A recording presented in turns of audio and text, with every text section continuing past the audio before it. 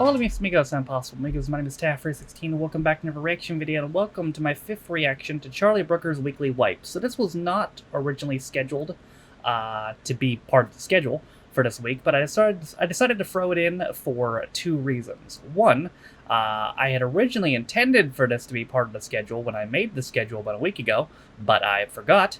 And second, I have pretty much no ideas for next week, and I'm hoping this show can give me some. So let's find out if it does. My favorite render forest music.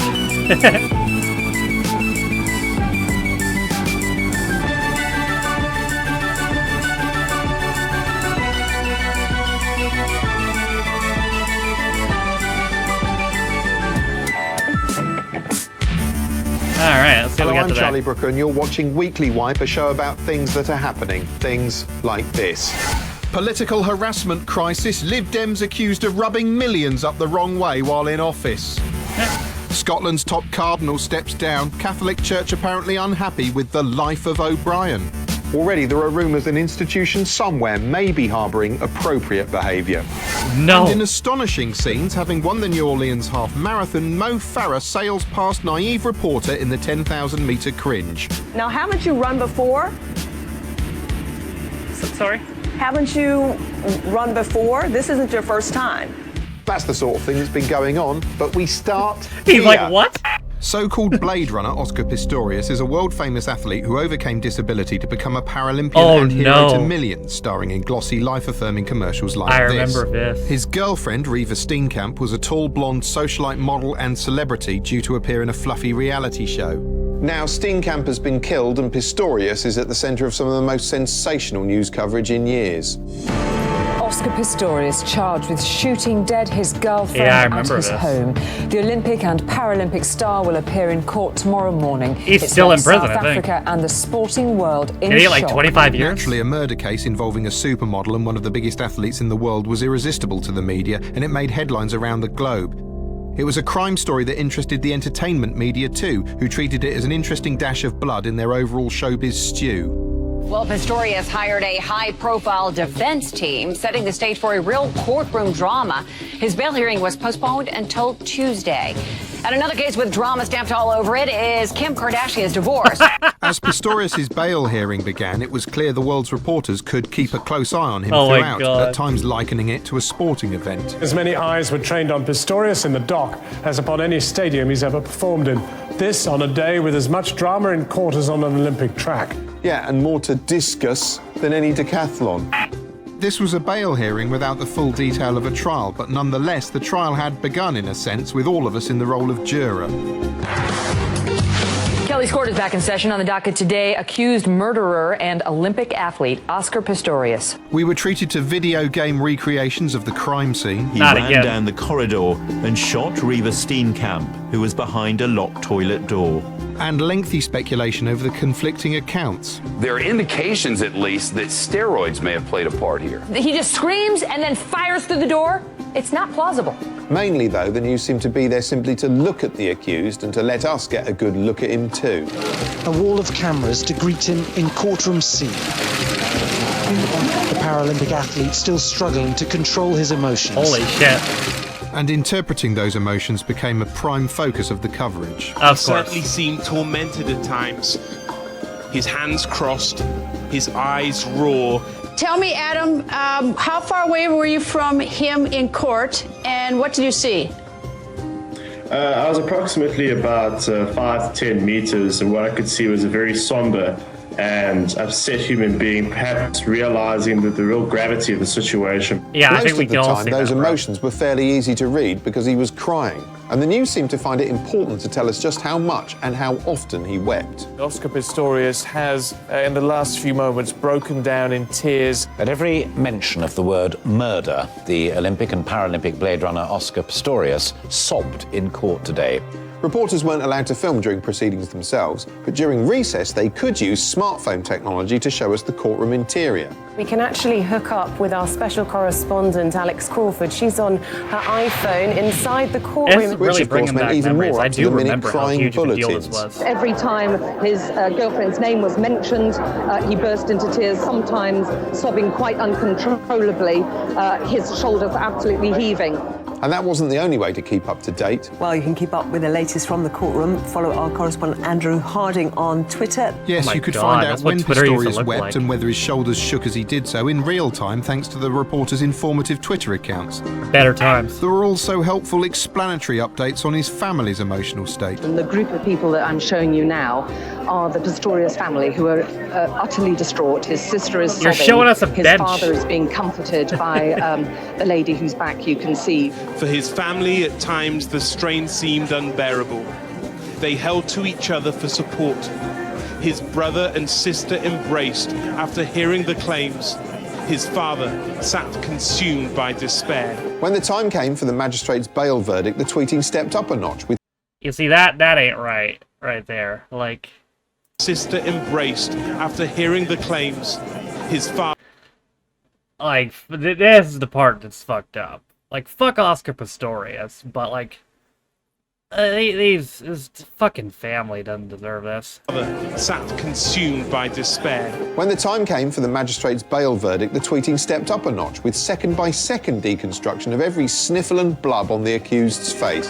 Since they didn't have live pictures, they may as well have augmented their coverage with a constantly updated Twitter feed on one side of the screen and a special emotional interpreter on the other, enacting his weeping live for our entertainment. Before the magistrate gave his verdict, he shared his view on the media circus. It does raise the picture that the accused is some kind of species that the world has never seen before. That bit was edited out of the nightly reports. Yeah, that's fucked up. Although, to be fair, the magistrate did need editing. He spoke for so long and so flatly, the reporters started retweeting jokes during his summary. Eventually, bail was granted, giving us time for one last crying and shoulders update. As the magistrate began to announce his decision, Oscar Pistorius slumped, sobbing, his shoulders shaking. Then Oscar Pistorius swapped the glare of the courtroom for the glare of the outside world.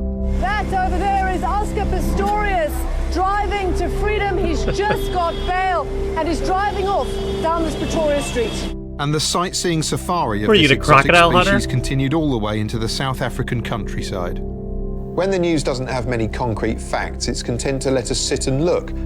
And thanks to technology, there are more ways of looking than ever before. The end result, when you look back at the footage, is that it doesn't really feel like news at all, more a strange form of sightseeing and a gathering of emotional souvenirs. It's super weird when you think about it. There was this online craze thing called the Harlem Shake. Oh, no. It was sort of like something that Alex Zane introduces clips of in 18 months' time. I remember but this. now and on the internet.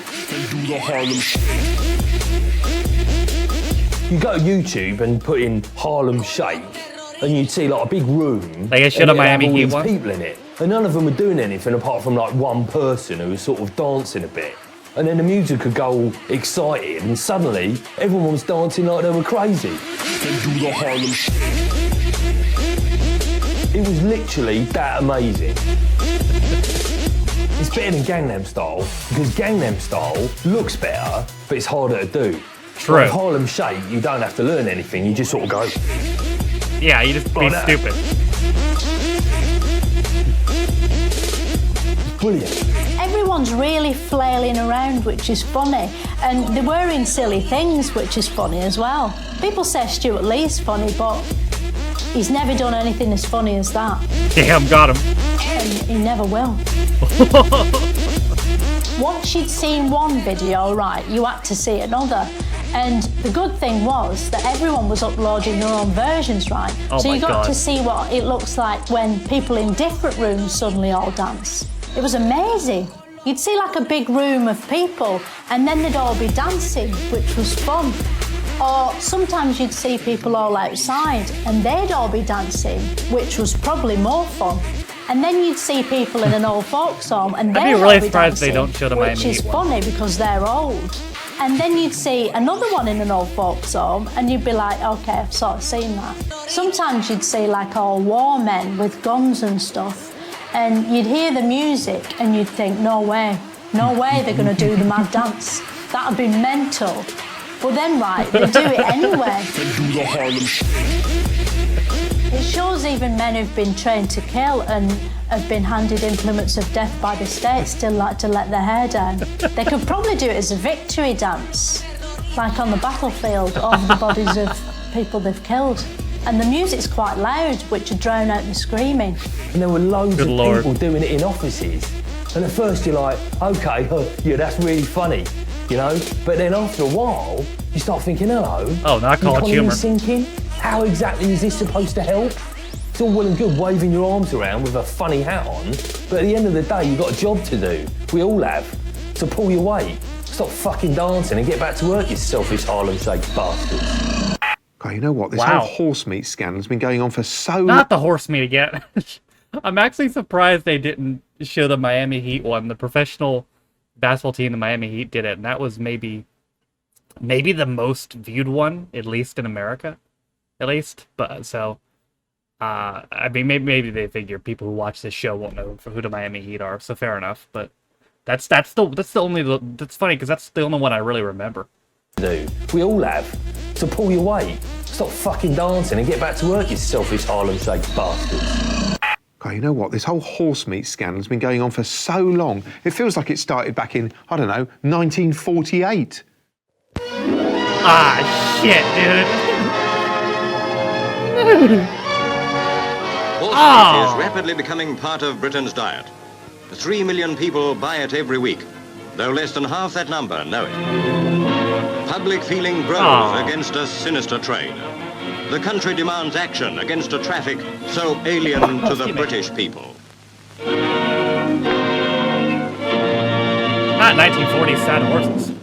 No wonder it feels like we've been watching gruesome images like this for the past 65 years. Anyway, against this backdrop of bad grub, ITV have perhaps unwisely chosen to launch a new show that celebrates good, honest home cooking by filling it with showbiz additives, artificial colourings and upsetting traces of horse shit. Welcome to Food, Glorious Food. Oh, no. A competition to find Britain's most glorious recipe. Real food created by the nation's home cooks. Food, Glorious Food is a talent show for recipes and it's created by Simon Cowell. Oh, it's effectively a plate full of Great British Bake Off leftovers hosted by a Carol Vorderman impersonator and flung on screen for you to watch while scoffing a microwaved equine lasagna from your lap. The premise is that eccentrics from across the country are putting their recipes up to be judged by 4 chunks of processed meat, namely face-pulling battle axe hyacinth bouquet, some voice of the beehive woman who's wandered off the Sheila's Wheels ad, dribble some stately home in a blazer Tom Parker bowls, and Scotch VHS tape skeleton and mass-market sauce-trepreneur Lloyd Grossman. It's like being trapped forever in a food-based antiques roadshow or a village fake concentration camp complete with iconic entrance sign. Holy It's just shit. not a very appetising dish. There are bits where the sour-faced one has to eat something gross. Endless references from Amy Winehouse to her bum or her knickers or her nan. That's like my bum on a cold February morning, that. She said bum. Every time I open my knicker drawer, it smells like my nana's house, and that's what I smell. Nice, fresh, clean knickers. She said knickers. She made the effort, like, you know, but I mean, my nana makes the effort when she gets out of bed every morning and puts her tights and knickers on. Doesn't mean she's going to win 20 grand for it, does it? She said nana and knickers, and she's from the north. There's also lots of explicit footage of Lloyd Grossman chewing the cud like a bespectacled tortoise. Which is great news if you find it sexy, like I do. Ooh. He doesn't like a tortoise. It's very good. Sadly, there are traces of horse DNA in Tom Parker bowls. It's perfect. Would you like to go on with me? Trouble is, there's a flaw in the basic premise. On the one hand, Food Glorious Food purports to celebrate individual cookery made by eccentrics, by which I mean people who mush cabbage with their feet or dress like the shopkeeper from Mr. Burger Beck. King foot But lettuce. on the other, the ultimate prize is to have your honest homemade food turned into a mass-market ready meal for people to reheat and shovel into their downturned mouths between guttural sobs of despair as they sit at home watching yet another formulaic talent contest like this one, pretending everything's fine and everyone's happy. The whole thing's designed to feel inclusive and chummy in that horribly false big society way, but frankly, it can keep calm and f*** off. Still, it is undeniably interesting watching the judges having to eat odd dishes. Sausages in milk. Yes. What? You know they say you never see white dog shit anymore? Turns out you do. So I'd like you to try it for the taste rather than the appearance. Right. So I've brought you a little blindfold. Open your mouth. There you go. Oh, it's just like 9.5 weeks, this. Ooh. Now that tastes floury. But she isn't the only fantasy Brit lady to sample unusual flavours. No, our very own Nigella is currently wowing them stateside in another, even more demented foodie talent show. This is a cooking competition unlike any other. The Taste is an astonishing new American food talent contest, which is basically The Voice with food. It's all about the taste and nothing but the taste. Why? Because we're tasting the food blind. Britain's favourite finger-licking curvatron is joined on panel duties by Mr Tumble, a Playmobil pool boy, and Monica's dad from Friends. The idea is simple. The panel simply have to taste one spoonful of each one a chef's wares. One spoon. Because they don't have any idea who made it or what's in it, it's an experience almost exactly like buying any meat product in Britain today. If they like what they taste, they can sign the chef responsible up for their team in time for a forthcoming cook-off. I like the sweet, the heat, all of that. I like a little bit of crunch. Yeah. The scallop was cooked perfectly. So I really see you as somebody I would like to work with and could potentially join Team Malarkey. So. Not Team Malarkey. We've got an in right here. Wow. Although some of these chefs, entertainingly enough, turn out to be dicks. I'm gonna come at them full force. They're not even gonna know what's happening because it's coming from the future through a time portal, smashing them in the face with awesomeness. There's nothing they can do about it. What he's saying is he's going to put some food on a spoon. And what's on that spoon? Take it away, chef. This is a pineapple, maitake mushroom, ground turkey, sun-dried tomato, mac and cheese stir fry. What? You can't necessarily put those flavors together in your head. I can imagine something like it coming out of my head into the toilet. When a chef's spoonful displeases the panel, they send them back to the kitchen like an omelette with a pube on it. It's appalling, and you will not be cooking in my kitchen. Thank you. Then they kill him, cut him up, cook him and eat him.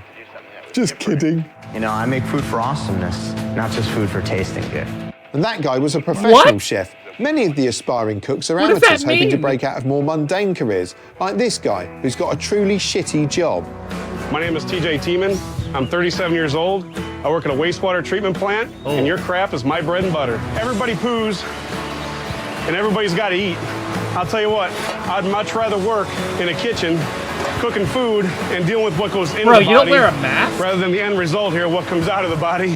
You know, I'd have thought if you worked in a sewage plant staring at bubbling human excrement all day long, you'd go out of your way to create a dish that looked absolutely nothing like it. But I'd be wrong. Hell yes. I figured On you the wear like a positive face side, mask. this dish does provide plenty of roughage and appears to be going down surprisingly well with the judges. Oh, I think Nigella's just found a bit of sweet corn. Oh, no. Technology and judges. Oh, I think Nigella's just found a bit of sweet corn. Sorry, I went back because some of you picked up on it. When in the world of bullshit part, watch my webcam when the screen goes green.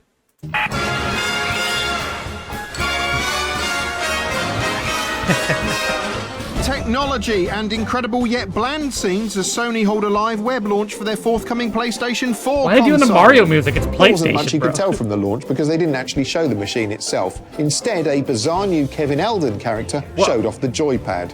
For the first time, the new controller. And here it is. The DualShock 4 joypad quivers when stimulated, has a strokeable sensitive area on the front, and an inviting little button down below that aches to be touched, after which it encourages all your friends to come along and join in the fun, like your mum does. If you ask me, the emphasis on sharing is an absolute disaster for the PlayStation, because it looks like it's going to turn the blissfully isolated pastime of gaming into a sort of grinning Facebook hell of empty socialised twattery. Still, it wasn't just boring hardware on display, no! There were games too, introduced by people trying to make them sound like things they weren't. This is a story about the loss of home, the search for a new home, and the lengths to which people go to defend it. Sounds deep. This is Killzone Shadowfall. Oh, No, it doesn't. Ingmar Bergman's Killzone Shadowfall is an inspiring meditation on shooting people in the future. As well as a game where you shoot everyone in the future, there was a game where you drive cars really quickly, a game where you fight dragons, a game where you fight goblins, and a startling tech demonstration of the PlayStation 4's uncanny ability to resurrect the disembodied head of Jimmy Savile and leave it floating forever in a kind of abstract antimatter hell. It does But look you can like that. feel his emotions just looking at his face. Where you can see his soul just looking into his eyes. Not quite Mario, is it? Isn't everyone on the internet horrible? Well, yes, they are. Yeah. But here's someone who thinks that's just swell. It's US comedian and drunk Doug Stanhope. Let's go.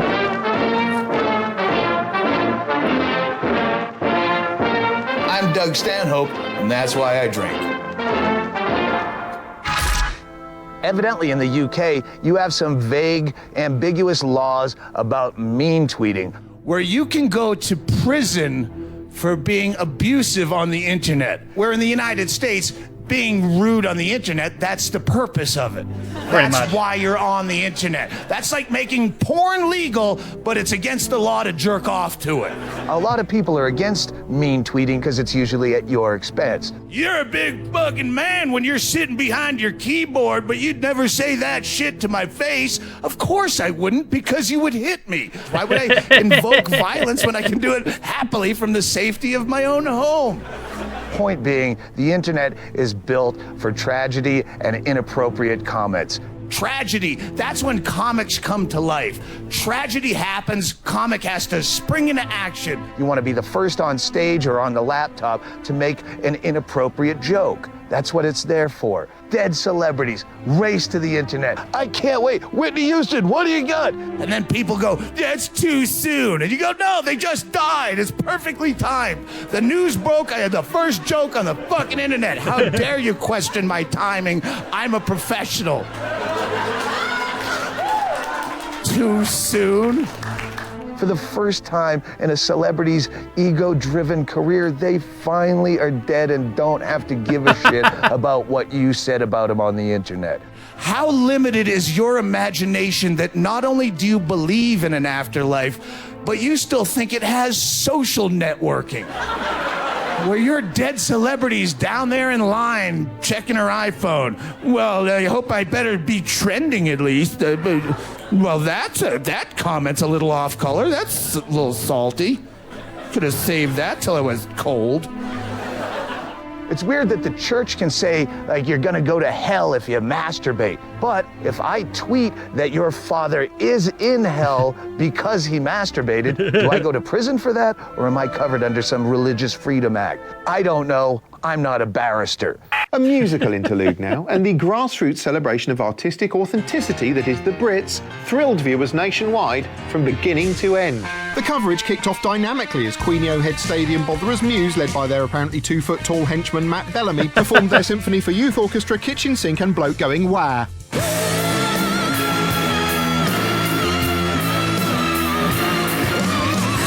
Before James Corden unveiled the magnificently diverse musical menu on offer that evening. However you like your music, we have something for you. You sure about that? Because I like my music bland, okay? Mumford & Sons are going to be here tonight. Hooray! Taylor Swift. Yes! Ben Howard. Probably yes! Robbie Williams. Results! Emily Sandé. Ace! And 5 young men that go by the name of One Direction are here. Oh, jackpot!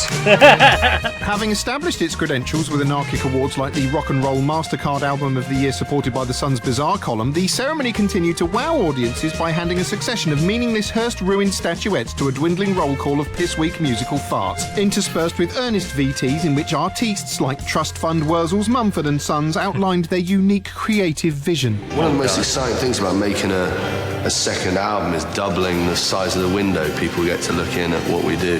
And one of the most exciting things about that window is doubling the speed I tossed that second album through it. Some of these songs take years to finish. I fucking say. There were also spine-tingling performances from the aforementioned Bolland and Buskers, sexy-backed songster Tintin Bumberclart, the white clean vinyl tweenies, a bright blue Morrissey droid, some hopefully unpaid intern, and caterwauling ice cream Emily Sandé, whose performance transported us all back to a happier time last year, in July 2012, just before most of us had heard of her. Yeah. Following another 5 million mentions of Mumford & Sons, the Corporate Import-Export Awards were over for another year. Whoa. But don't worry, it's not the last you'll have heard of all the acts featured. No, because they'll all be playing unrelentingly in the background of every clothes shop you walk past, every match of the day goal montage, touchscreen camera commercial and Britain's Got Talent contestant package you clap your hollow, wounded, disappointed eyes on for the next 500 f***ing years. Why do you hate Mumford & Sons so much, bro? Controversy and the news chickens getting a flap as brainy author Hilary Mantel apparently criticises our Kate. You can see there some of the language being used in the headline. A plastic princess designed to breed? Holy fuck. Whoa. Fucking chill. A plastic princess designed to breed? I think I ordered one of those off the internet once. The comments Not the upset Clockwork some of the Orange biggest music. anchors in Britain, such as this machine-made frontman with a plastic smile. She's described her as a machine-made princess with a plastic smile. Fuck me. Do you know, I think that's really unnecessary. Yeah, it's pretty It also fucked. caused upsetting exchanges on This Morning. When it's being sort of, I never understand, when it's being polite, gentle, well-mannered, suddenly become plastic and fake. I think she should shut up. Even the PM chipped in with his 2 cents. I think what she said about Kate Middleton is completely misguided, completely wrong. But not everyone joined in the pile-on. Some had actually read the article. What this article is, it's a big article, it's a long article, all about the history of consorts, what happens to consorts. Boring, but she does slag Kate off in it, yeah? What she was trying to say was that there's something that happens when a woman marries into the royal family. She becomes this image, and we expect her not to necessarily say anything, we comment about her dress, that we almost turn our royal family into dolls. God knows where she got that impression, unless she watches the news. With those trademark heels, Kate stepped into new territory. With her green coat, the Duchess wore the shamrock brooch. Well, that makes more Yes, sense. only an eyeless rock could fail to notice the media portrayal of Kate does indeed tend to treat her more like a grinning mannequin than a real woman. Even on the day they reported Mantel's comments, they couldn't stop banging on about the way Kate was dressed and how much her pregnancy was showing, like she was, I don't know, some kind of plastic princess designed to breed. The Duchess of Cambridge just inside, wearing a black and white dress and a very visible bump. When they actually let us hear her voice, it's such a rare event. All the news channels actually treat it like a massive story in itself. For once, attention wasn't just on how Kate looked, but also on what she said. Kate can speak? A small room, a few invited guests, but I don't know if I've ever heard her speak. scrutiny. I'm only sorry that William can't be here today. Holy shit. He would love it here. Well done, pretty. Back in your box. Based on the book of the same name, Cloud Atlas is a visually spectacular attempt at creating a metaphysically profound blockbuster spanning several centuries of made-up time. It stars Tom Hanks, Halle Berry, Hugh Grant, Tom Hanks, Halle Berry, Hugh Grant, Tom Hanks again, Jim Broadbent, Ben Whishaw and Tom Hanks. Often when watching films, you find yourself squinting at a cast member and saying, where have I seen them before? And in Cloud Atlas, the answer is in that other bit of Cloud Atlas. Because the novelty here is that Cloud Atlas consists of 6 separate stories starring the same cast, popping up again and again in different guises throughout. What are you doing in here? Fun idea in theory, but in practice it means the whole thing feels a bit like playing Where's Wally with famous people, which sort of constantly knocks you out of the storyline, especially when these prosthetic noses aren't always brilliant. It gets particularly weird when, say, Halle Berry turns up as a white woman, Hugh Grant turns up as a futuristic Korean, and when Tom Hanks appears, apparently disguised as George Michael, it's just silly. The film continually flips from one story to another in a manner that sometimes draws parallels between the various Shaggy Dog stories, but more often feels like you're watching 6 different miniseries playing together in shuffle mode. You need a f***ing atlas just to find your way through the thing. Still, if it's a mess, it is at least a brave mess, although while it has moments of excitement and is visually staggering throughout, it's hard to care about characters whose lives you're experiencing for sometimes just a few moments at a time across 180 minutes. In fact, the most profound thing I learned about the human condition across its 3-hour running time is how long my bladder can hold out. Joining me now to I was about to go back to see if he said 118 or 180 minutes, but he did say 180. 180 minutes? Fuck me. Discuss Cloud Atlas are Charlie Brooker from the year 1973 and Charlie Brooker from 106 Winters After the Fall, who is actually played tonight by Halle Berry, isn't that right? Yes, it is. Have you read the book, Cloud Atlas? Interesting question. What exactly is a book? It's a kind of content delivery system. You look at shapes on paper and it makes pictures, I guess, appear in your head. Do you have cave paintings after the fall? Yes, we do. It's like those. Oh, right. In that case, no, I haven't. Have you read the book? I haven't, although I have to be honest, I don't really know that it would have helped if I had. I mean, I found the whole multiple character thing kind of tricksy and annoying. There is something just inherently stupid, I think, about seeing Hugh Grant playing a cannibal. Yeah, it's like some kind of weird sitcom. Or a Korean man. It's like a cave painting you laugh at. Like Mrs. Brown's Boys. Actually, Cloud Atlas is quite a lot like Mrs. Brown's Boys because both Ben Whishaw and Hugo Weaving turn up playing kind of unconvincing women at one point. It's really distracting. What's Mrs. Brown's Boys? It's, well, you're from 1973. I mean, you'd love it. Can I just say I'm finding this whole sequence quite self-indulgent? Yeah, I never really liked this bit of the show. Yeah, well, neither of you had to turn up. We didn't. What? We're not here? You're imagining this whole thing? Don't be ridiculous. I can see you quite clearly sitting there and... Oh, well. Oh. You've lost it, Charlie.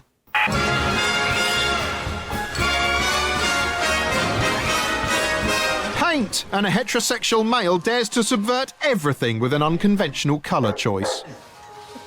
Are you mad? Topical. Pink! Pink! Shortly afterwards, the naysayers are trying to hold a party downstairs, but being saddos, it's sadly underpopulated and looks a bit like the before bit in a Harlem Shake video, he said, contemporarily. But wait! Upstairs, Mad Dan's pink bedroom is acting as a sort of instant lady honeypot.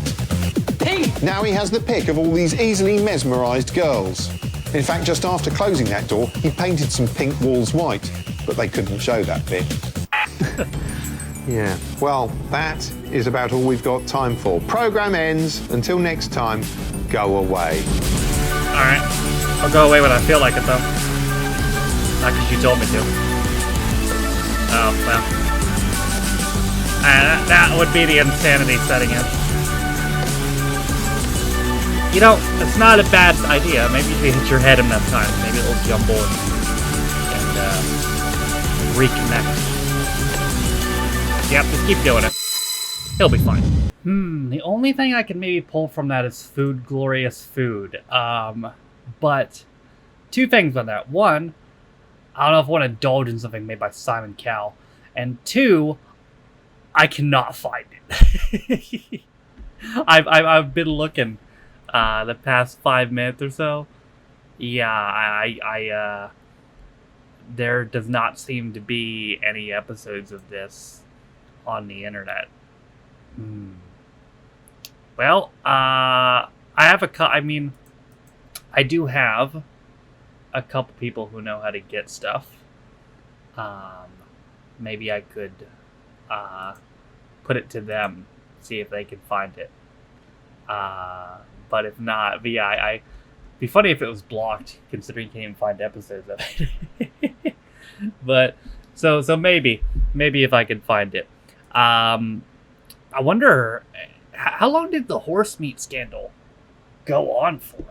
Like, I wonder if we'll get more of that, even more in the next episode. Like, how exactly long did that last? Anyone who remembers, let me know.